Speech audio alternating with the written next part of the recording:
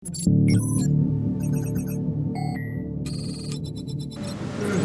په دغه سلسله کې دا کومه برنامه چې انتخاب تاسې کړی دی یا زمونږ د وزارت داخله د خوا نه د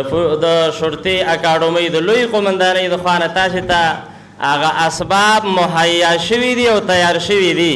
ښه انتخاب مو کړی دی الحمدلله او موږ په دې کې ژمن یو چې هر قسمه زمینه به موږ تاسې ته د درس برابروو که د استاد په برابر باندې ده او که د نصاب په برابر باندې ده که د هرې لارې نه ده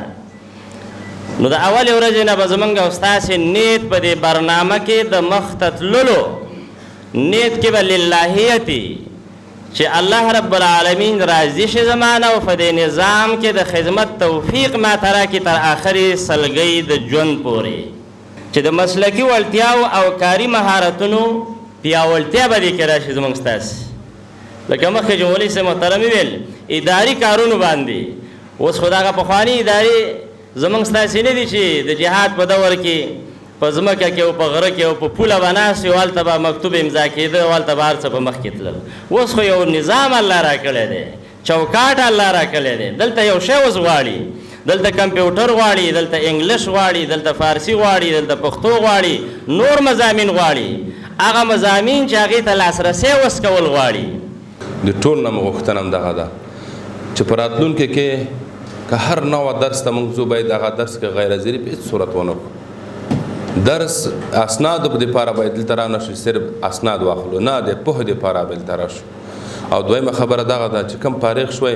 دا په خپلو په ژوند کې په خپله زندګۍ کې په خپله اداره کې د څه مو چې زده کړل دا باید عملي کړو که عملي نه شي نو ګټې بیا هم نشته اوس هم زموږ تاسو په دې نظام کې خدمت کول موږ تاسو باندې فرض دی د دې فرضو دپاره مهمترین شی بل هغه اداره د اداره زده کول باندې فرض دی اداره موږ تاسو باید زده کړو ولې دا داسې دی چې په اسلامي نظام کې مجاهدینو د دې کې د سر قرباني راځي د دې کې د مال قرباني راځي په دې کې د خواهشاتو قرباني راځي په دې کې به د ټولو دنیا سره او سپین هر څه مخته ته راځي خو مګر ته به د رسول پاک صلی الله علیه وسلم د امت د خیرخواهی لپاره کار کوي ما دو دوره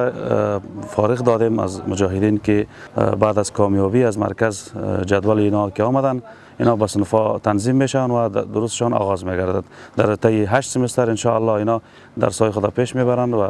رئیس پلیس مسلکی در وزارت داخله فارغ میشن اوس لپاره چې اسلامي امارت مسؤلینو خصوصا د کورنیو چارو وزارت مسؤلینو د موږ د ظرفیت د پورته وړلو لپاره کوم برنامه مخ اچولې ده د موږ لپاره ډیره مفیده ده غواړو آینده کې په نظام کې په همدې برنامه باندې پرمختګ وکړو او ولس ته ښه خدمت وړاندې کړو دا د مجاهدینو لپاره د دغو